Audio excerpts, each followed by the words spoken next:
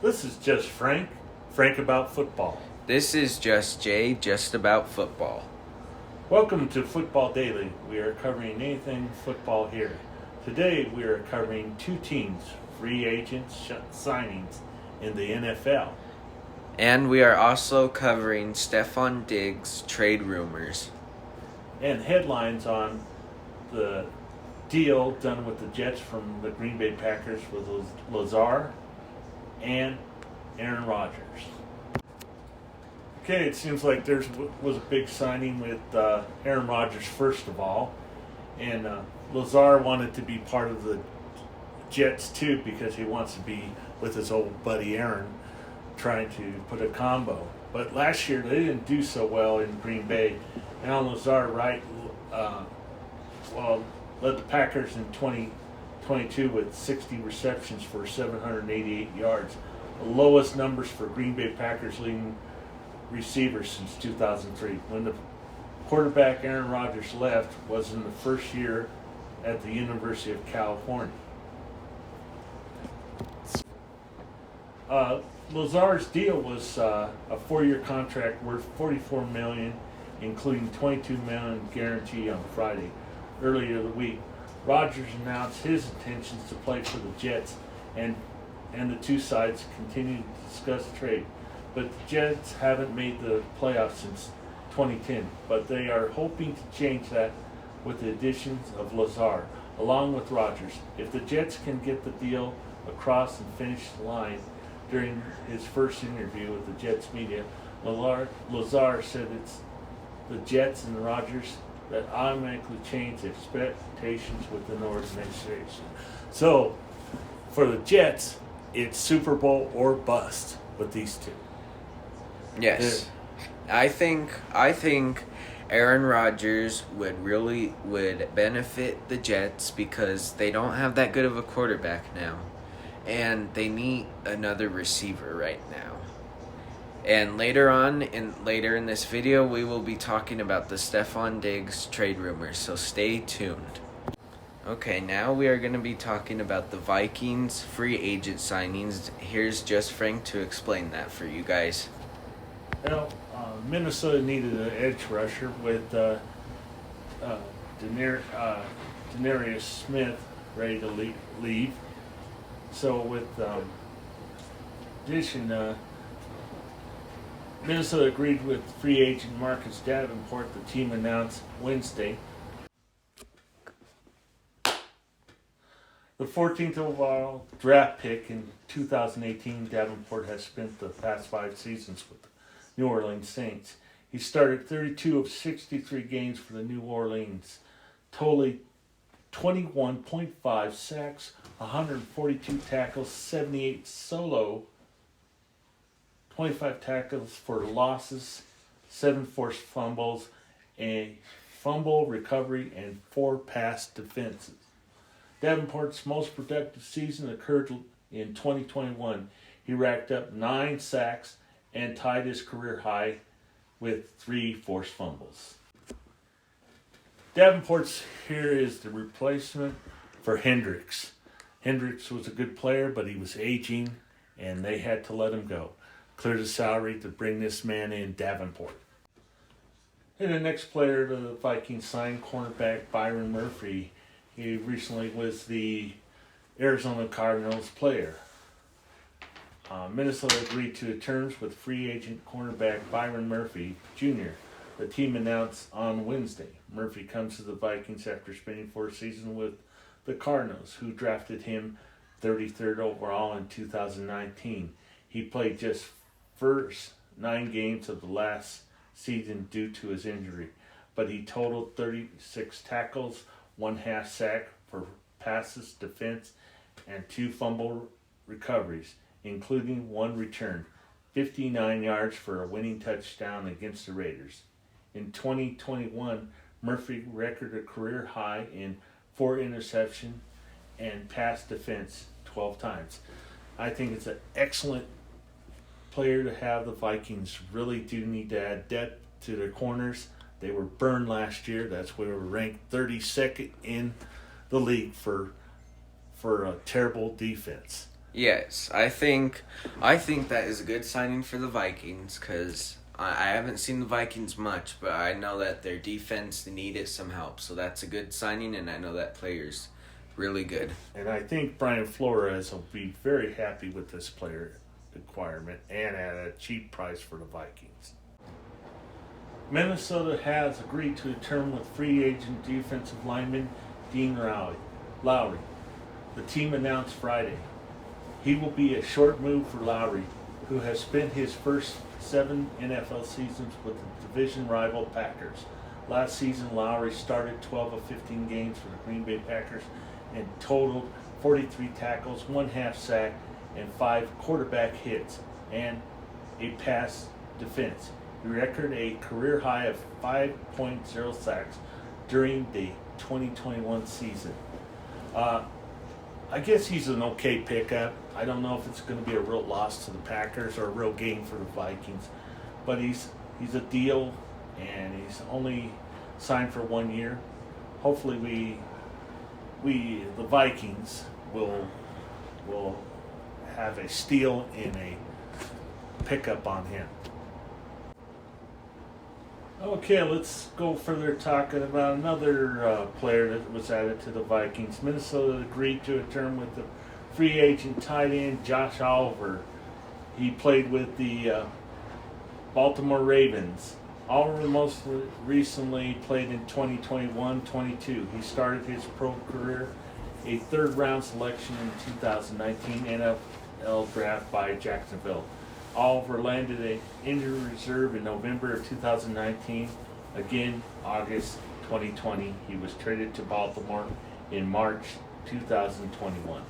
Oliver primarily worked as a blocking tight end for the Ravens, having just 14 catches last season, but did a total of 149 receiving yards and 2 touchdowns. He received a 71.5 overall grade for analytical site Pro Football Focus. PFF ranked Oliver as the NFL 8th best tight end, just 2 spots behind Minnesota's T.J. Hawkinson in 2022. William May wrote, "Of every player on this list, Oliver ran the fewest routes this past season by far, but the Ravens tight end finished with just 176 routes, well behind Austin Hooper, who ran the second fewest routes among these 15 players with a 3.38 point. Oliver was targeted just 25 times according to 16 catches for 2 touchdowns, 7 first downs. However, his contribution as a receiver aren't what boosted him to number 8. Oliver was the PFF's highest grade running blocking tight end in 2022. His 74.0 run blocking mark made him one of the just 2 tight ends to surpass 70.0, and just 11 NFL tight ends exceed a 60.0 run blocking grade, at least 300 run blocking snaps. Oliver's 15.3% positive run block rate paced the rest of the position by landslide, with Greg Kittle's 10.9% ranking second. They can really add a lot to the defense with T.J. Hawkinson catching the passes and Oliver blocking real well. It'll really help the Vikings have success. It will give Kirk Cousins the extra blocking he needs to get those passes off. And hopefully he'll help a lot with the run. I think this is going to make Minnesota even more of a powerhouse in offense. I'm passing it over to Just Jay about the Philadelphia Eagles. Yes, we are going to be talking about the Philadelphia Eagles free agent signings. Okay, this is Just Jay, and the first signing that the Eagles have is Darius Slay, which was a kind of weird signing because they released him and then they signed him to a 2-year extension worth $45 million. And last season, his stats were He had 48 tackles, 3 interceptions, 75 targets, and he allowed 41 catches in the regular season. In the postseason, he allowed 6 receptions and he got 9 tackles. And I think this was a good signing for the Eagles because we do need a cornerback with how our defense, we got rid of Javon Hargrave, so that's not too good for us. But with him, he should be pretty okay. And the next person that we signed is Marcus Mariota. He's going to be our backup quarterback. And I think this was a good signing because he's a better backup than Gardner Minshew. That was our previous quarterback. He had 9 interceptions last year. This is Marcus Mariota, and he had 15 passing touchdowns, 2,219 passing yards, and 300 attempts. And he had a 66% overall rating. And I think that's better than Gardner Minshew. And I think it was worth it for the Eagles to sign him to a 1-year, $5 million deal.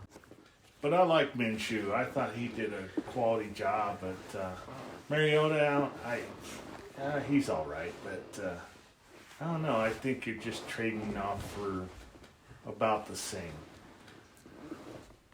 Okay, and the Eagles have signed Rashard Penny too because we got rid of Miles Sanders. I don't think they're looking to replace him with Penny, but never know. I think they're going to replace him with Boston Scott or something like that because Boston Scott did really good last year. But Penny, his stats are he had 57 carries last year in the regular season, and he had 346 rushing yards, 2 rushing touchdowns, and he averaged 6.1 yards per carry. And he got a 70% overall rating last year. I think this was I think it was a okay signing. I'd give it a C if I had to give it a grade. But I just don't think we should have got rid of Sanders because he was a better player than Penny. And it's more like what they do is running back by committee. I think his stats are so. Give him a C-. Yeah, I could agree with that, Frank. Okay, and we also signed Greedy Williams. He was from the Browns, and his records last season were not too good. He had 6 tackles, 0 interceptions, 8 targets, and 7 receptions allowed. He had a 52% overall rating.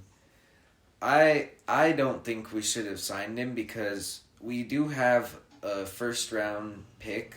I think we have the first-round 10th pick in the draft, and we were looking to get a cornerback from the draft he looks better than this guy, but that's just my opinion. And I think that probably maybe the Eagles scouting or Eagles coaching staff must see something in him, but I don't see anything statistically that great on him. I say a C-, D+. Yeah, okay, I agree with that. Our next big headliner is the Diggs deal possible to Dallas. Will he join up with his brother? Okay, I think that the Cowboys are likely to sign Stephon Diggs because the Cowboys, they have money and they do need another receiver. They have CeeDee Lamb, but they need a second receiver to get open more because Diggs is faster. And Diggs last year, his stats were he had 1,400 yards and 108 receptions, and he had 11 touchdowns. I think that's pretty good stats for him, and I think it's likely that the Cowboys will sign him because Trayvon Diggs is on the team, and Trayvon Diggs is Stephon Diggs' brother. And Stephon Diggs actually unfollowed the Bills, his current team, and he followed the Dallas Cowboys, and his brother actually posted a picture that I'm going to show right now of Stephon Diggs in a Cowboys uniform. And that was a post that Trayvon Diggs had on his profile on Instagram. What do you think about this, just Frank? I don't know. Because I liked the Vikings at one time, I just hate him being on a team I dislike. But Diggs is a great wide receiver. What an asset to the Cowboys. I dread seeing the Vikings ever meet up with the Cowboys in the playoffs if they add Diggs. Yes, and that will do it for today. And I hope you guys had a good time listening. And this is Just Jay. And this is just Frank about football. And we will see you in our next video. Have a good day.